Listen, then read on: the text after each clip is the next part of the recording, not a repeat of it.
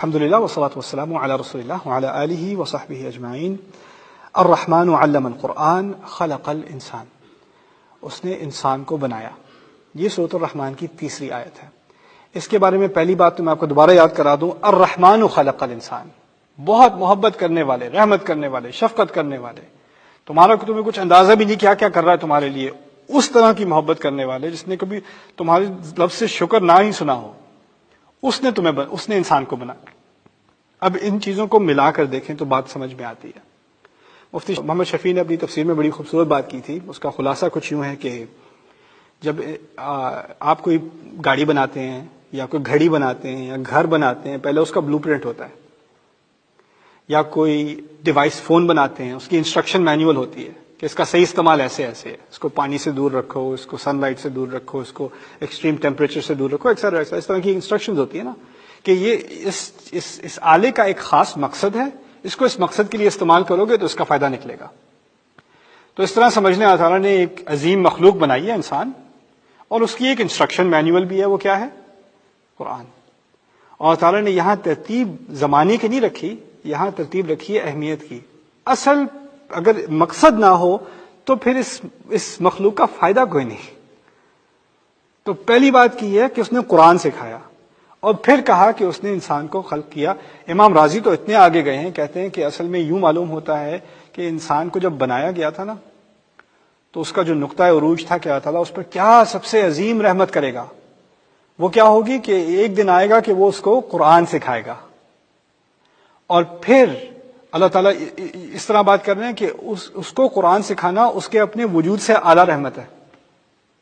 میری زندگی میں تمام خوشیاں، میرے والدین، میرے بچے، میری زندگی جو اچھی خوشیاں آئی ہیں میری زندگی میں، وہ سب قرآن کی رحمت سے کم ہیں۔ وہ بھی اللہ کی رحمتیں ہی ہیں ساری، جو نعمتیں ہیں، جو کھانے کو ملا ہے، جو جگہیں دیکھنے کو ملی ہیں، جو مواقع میری زندگی میں ہوں، وہ سب ایک طرف، وہ دوسرے درجے میں وہ خلق الانسان کے اندر آتے ہیں۔ اگر آپ کو زندگی نہ دی ہوتی، آپ کو بنایا نہ ہوتا، تو وہ تمام ایکسپیرینسز نہ ہوتے آپ کے، یو وڈنٹ ایگزسٹ، آپ کا وجود ہی نہ ہوتا۔ وہ تمام ایک طرف، لیکن اس سے اعلیٰ کہ اس نے آپ کو قرآن سیکھنے کا موقع دیا۔ جب اس نے کہا ہے کہ اس نے سکھایا، اور اس نے پیچھے بات رہ گئی تھی، اس نے یہ نہیں کہا علم الانسان القرآن، اس نے انسان کو قرآن سکھایا، یہ نہیں کہا، یا علمک القرآن، اس نے تجھے قرآن سکھایا، یا تم سب کو قرآن سکھایا۔ علمہ میں، سکھانے میں دو مفعول ہوتے ہیں۔ کہنے کا مقصد یہ ہے کسے سکھایا اور کیا سکھایا۔ بات یہاں کیا کی جا رہی ہے؟ کیا سکھایا؟ قرآن سکھایا۔ کس بات کا جواب نہیں دیا؟ کسے سکھایا؟ جواب ہی نہیں ہے۔ اور عربی میں سوال پیدا ہوتا ہے، دوسرے مفعول کی ضرورت ہے، مفعول متعدی الی مفعولین، یا ایسا فعل متعدی الی مفعولین، یا ایسا فعل ہے جس میں دو تفاصیل ہونی چاہیے کہ آپ نے کیا سکھایا اور کسے سکھایا۔ جب اس کا ذکر نہ ہونا، اسے عربی میں کہتے ہیں الحذف للتوسع، یعنی آپ نے کسی چیز کا ذکر نہیں کیا تاکہ اس کا سکوپ کھول دیں۔ اوپن انویٹیشن، جیسے کوئی یونیورسٹی ہوتی ہے نا، اس کی ایڈمیشن شروع ہوتی ہیں، تو اس میں ایک ریکوائرمنٹ ہوتی ہے آپ نے یہ پڑھا ہو، پہلے آپ کم از کم اس چیز کے گریجویٹ ہوں، آپ نے یہ کچھ ریکوائرمنٹس پوری کی ہوں، کوئی پری ریکویزٹس ہوتے ہیں۔ قرآن نے جو انویٹیشن دی ہے انسانیت کو، وہ کیا دی ہے؟ اس نے سکھایا جو سیکھنا چاہے سیکھ لے، جس کے پاس کئی سالوں کا علم ہے وہ بھی سیکھے، جس کے پاس کوئی علم نہیں ہے وہ بھی سیکھے، جو اپنے آپ کو دیندار سمجھتا ہے وہ بھی سیکھے، جو اپنے آپ کو خدا سے بہت دور سمجھتا ہے وہ بھی سیکھ لے، کوئی بھی سیکھ لے۔ مجھے یاد پڑتا ہے جب میں کالج میں تھا، مجھے ایک لڑکے سے ملاقات ہوئی، پہلے میں نے اس کی ویڈیو دیکھی تھی، پھر ملا بھی مجھے وہ نیو یارک میں، کوئنز میں رہتا تھا، he was Puerto reckon, Spanish تھا لڑکا۔ تو وہ ایک گینگ میں تھا، ماں کو اپنی وہ مارتا تھا گھر جا کے، پیتا تھا شراب، ڈرگ ڈیلنگ کرتا تھا، 2-3 دفعہ جیل جا چکا تھا۔ جیل سے نکلا، ماں کے پاس گیا، ماں نے رونا شروع کر دیا، جب ماں کو مار رہا تھا رونا شروع کر دیا۔ اس وقت اس پہ اتنا نشہ نہیں تھا کہ وہ بالکل اس کو حواس نہ ہو، تھوڑا سا اس کو ہوش آیا کہ میں کر کیا رہا ہوں۔ تو وہ گھر سے بھاگ کے لائبریری میں پہنچ گیا۔ کہتا ہے میں نے لائبریری کے اندر اپنی زندگی میں کبھی لائبریری کے اندر نہیں دیکھا تھا۔ لائبریری میں پہنچا، شیلف پہ سے ایک ایسی کوئی کتاب نکالی، اس کو اندازہ نہیں تھا کون سی کتاب نکال رہا، یوسف علی کی قرآن ٹرانسلیشن تھی، نکال کے بیٹھ گیا، پڑھنا شروع ہو گیا۔ اس کے الفاظ مجھے ابھی تک یاد ہے، یہ میں نے بات اس سے کی تھی 1999 میں، 98-99 میں۔ کہتا ہے I wasn't reading the Quran was reading me۔ میں قرآن نہیں پڑھ رہا تھا، قرآن مجھے پڑھ رہا تھا۔ وہ ادھر ہی بیٹھا بیٹھا مسلمان ہو گیا، یہ کتاب ہے، بیٹھا بیٹھا مسلمان. یہ ایک اوپن انویٹیشن ہے. وہ کہاں قرآن؟ آپ سمجھیں کہ قرآن پتہ نہیں کسی ایک ایسے حلقے کی چیز ہے جہاں بڑی علمی بحث ہوگی، یا لوگ بڑے دیندار لگتے ہوں گے، ان کا خاص وضع قطع ہوگی، داڑھی کی کوئی خاص لمبائی ہونی چاہیے ان کی، یا اللہ تعالیٰ نے یہ انویٹیشن، یہ اسی کی رحمت ہے نا. اب ہم کیا کرتے ہیں؟ ہمارے ہاں اگر قرآن کا کوئی جلسہ ہو تو اس کا ایک خاص ڈیکورم ہوتا ہے، کوئی ایک خاص یونیفارم ہونی چاہیے.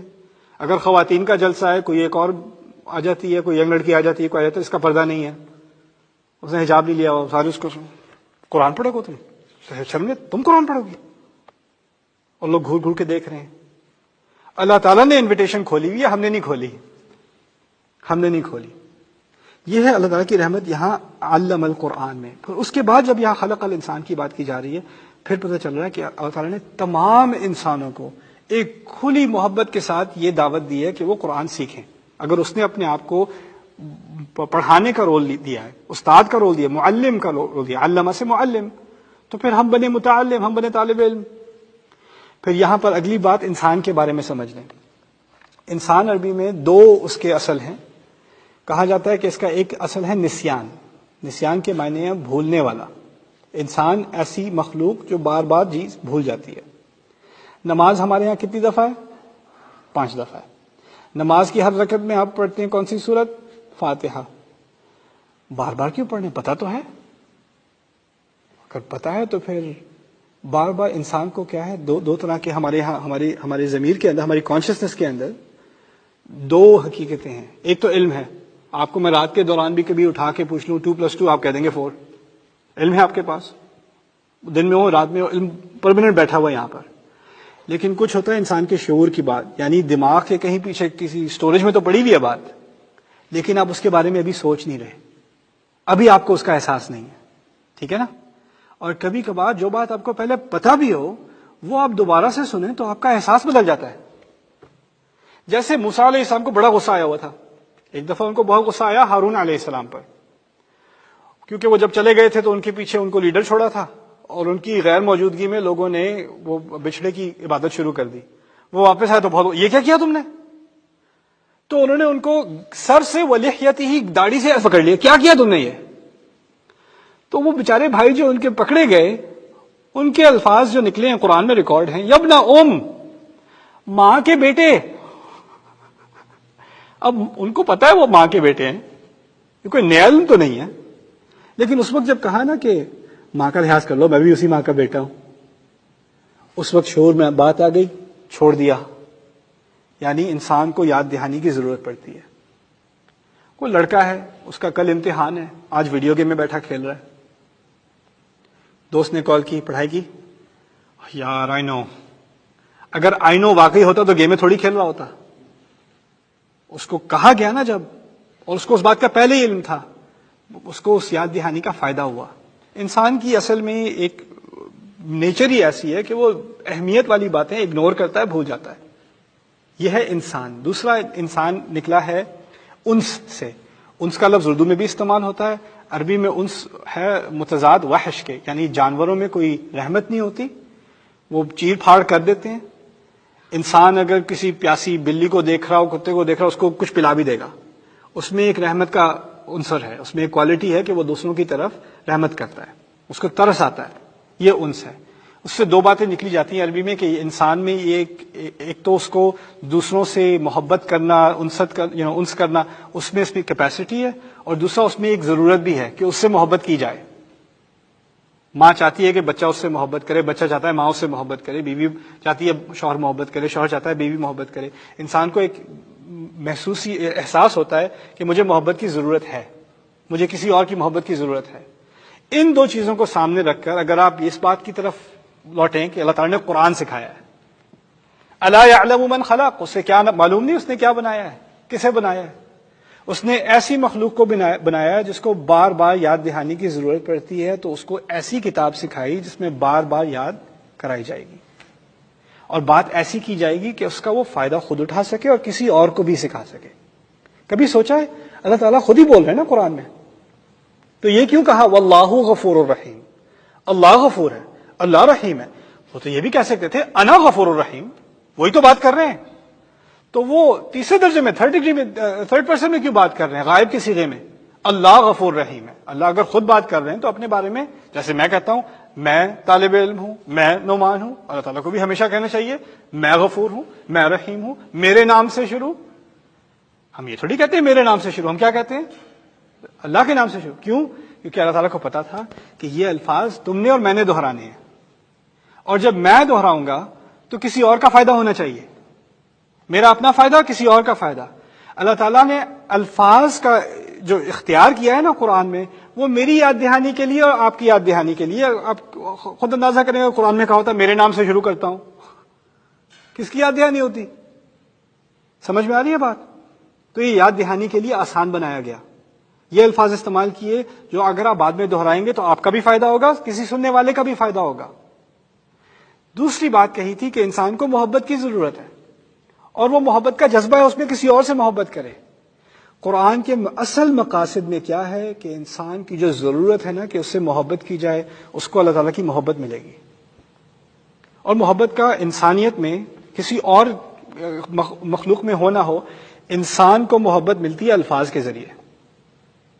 الفاظ کے ذریعے آپ کسی کو گلے لگا لیں، آپ کسی کو ساتھ بٹھا لیں، اس کی اہمیت ہے، لیکن اگر آپ کے الفاظ کڑوے ہیں نا تو وہ گلے لگانا، وہ ہاتھ ملانا، اس کا کوئی فائدہ نہیں.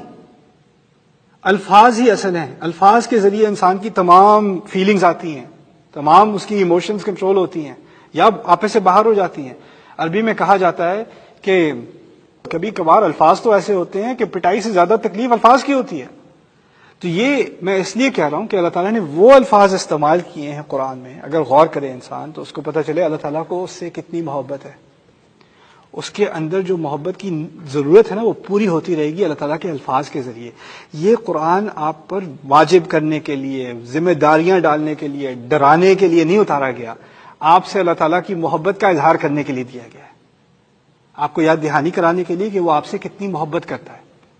آپ خود ہی اندازہ کریں. الحمدللہ رب العالمین، پہلی بات ہمیشہ یاد رکھنا الرحمن الرحیم، پھر باقی بات ہوگی، باقی بات بعد میں ہوگی. تو یہ ہے. اور آخری بات اس کے بارے میں، نہ صرف اللہ تعالیٰ کی محبت آپ کے ساتھ، یہ قرآن سمجھنے کے بعد آپ کے دل میں انسانیت کے لیے، لوگوں کے لیے محبت پیدا ہوگی. آپ کا دل نرم ہوگا، کیونکہ الرحمن جس نے آپ کو رحم میں ڈالا تھا اور وہاں سے نکالا، اس کے الفاظ، اس کی تعلیمات کے ذریعے آپ ایک رحم کرنے والی مخلوق خود بن جائیں گے. قرآن کے پہلے طالب علم تھے کون؟ ہمارے نبی علیہ الصلوۃ والسلام. ان کی کیا تعریف کی ہے قرآن نے؟ وما ارسلناک الا رحمتا للعالمین. آپ کو نہیں بھیجا گیا تھا سوائے ایک رحمت کے لیے، تمام قوموں کے لیے، تمام لوگوں کے لیے. ان کے ذریعے ہم رحمت بن جائیں گے باقی انسانیت کے لیے، اگر ہم قرآن کو واقعی اپنے دلوں میں اتارنا شروع کر دیں. بارک اللہ لی ولکم. السلام علیکم ورحمۃ اللہ وبرکاتہ.